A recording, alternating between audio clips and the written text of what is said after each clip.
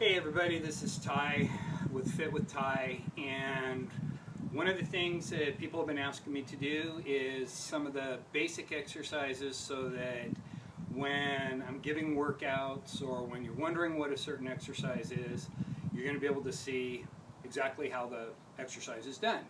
So, first thing we're going to talk about is core exercises, because everybody who works with me knows that I'm huge on core, and we talk about a number of things. And I'm going to give you a little bit of a history while we're going along doing this.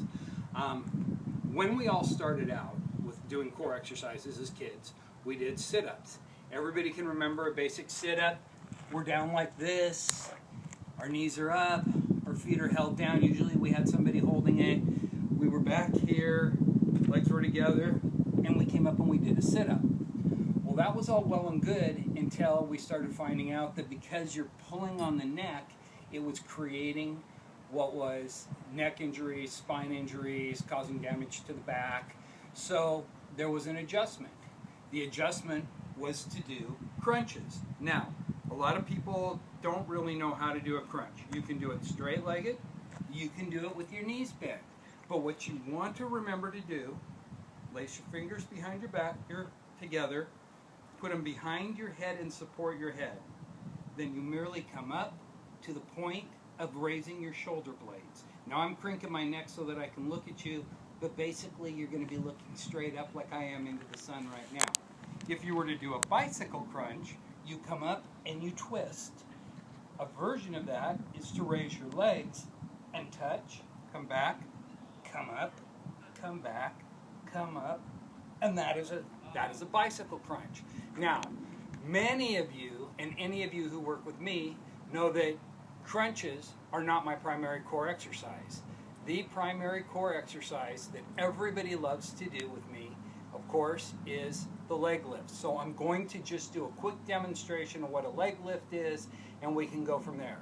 First thing you do is you're laying on your back, you're looking straight up, your hands are at your side. They never go underneath your butt.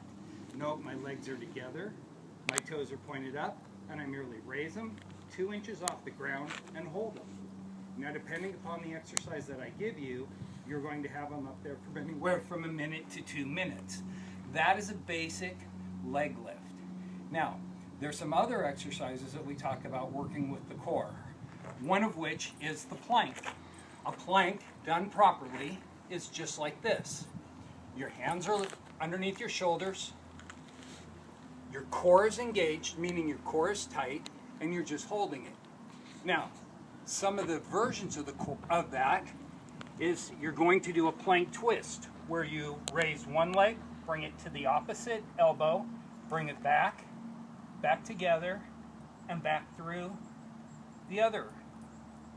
So you're going to go from one arm to the next arm. Now, another option that we suggest is what's called the Russian twist. Again, we're on our butt. Okay, put my dog tags in. Our knees are up like we're in a sit-up position. We lean back as far as we can, interlock our fingers, and then we go from one side to the next side. One side to the next side. That is a Russian twist. Okay, another exercise, mountain climbers. A lot of people go, what the heck is a mountain climber? So let me explain. We're down here in that push-up position. We get our butt up a little bit, and we're merely running in place.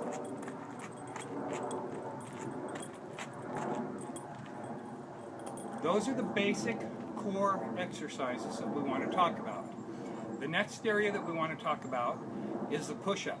Now, there are literally hundreds and hundreds of variations on a push-up. There's a standard push-up. Arms are underneath. You go down, up. There is a wide arm where your arms are further than your shoulders. You go down, you go up. There's what's called the keyhole push-up. Your fingers are like this, directly underneath your body. you're in the push-up position, you go down, and you come up, and it's like you're putting your nose into that keyhole.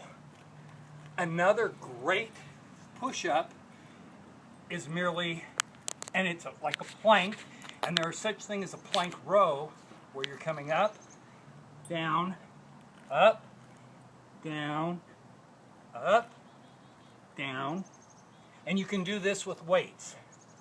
Also, a push-up variation is what's called the Japanese push-up. It's kind of hard here on the track, but your legs are apart, your arms are shoulder width, your butt's up in the air, and you come down and drag your body to your here, and then back up. Again, down, through, and back up. So those are just a couple variations on the push-up. Now, last exercise I want to talk about, one of my favorites, it's a wall sit. And we're going to see how well we get this. My photographer's doing a great job. Dean is helping me out here. But I'm going to jump up here on the wall, and I'm going to explain a wall sit. What I'm going to do with a wall sit is my back is against the wall, my knees go down to 90 degrees, and I just sit here.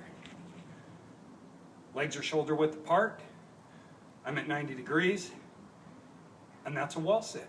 So you might sit here for 3 minutes, you might sit here for 5 minutes, you might even...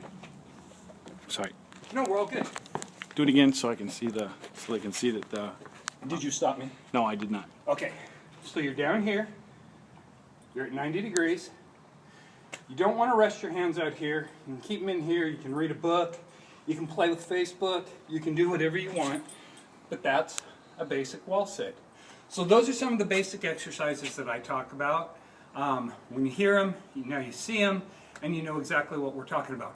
One last exercise before I forget, and Dean's going to stick with me here, is a burpee. Everybody loves burpees. So burpees, you're here, okay? You come down to here, feet go back, your knees come back under your chest, and you come back up. One modified version of the burpee is you come down, feet go back, push up, underneath, and back up. Now you have the basics of the exercises. What you want to do is you want to get the most out of your exercises. One of the biggest mistakes that we have is that these exercises people want to do really, really fast. Now mountain climbers, yes. Wall sits, no, because you're just sitting there. Push-ups are especially effective, not when you're doing them fast, but instead when you slow down and you're in that down position, you hold it, and then it's a slow count coming back up, building resistance. So hopefully I've touched on those. They're exercises anybody can do at home. You don't need equipment, you don't need a track, you don't need a gym. All you need is the desire to improve yourself. You're going to get a little bit stronger. You're going to work that core. Remember, with every exercise, you engage the core. When I say engage, it means you tighten that core. And normally my shirt wouldn't be tucked in, but because of a few of my clients going tuck it in, that's how it was. That's how you do the basic exercises. This is Ty, signing out.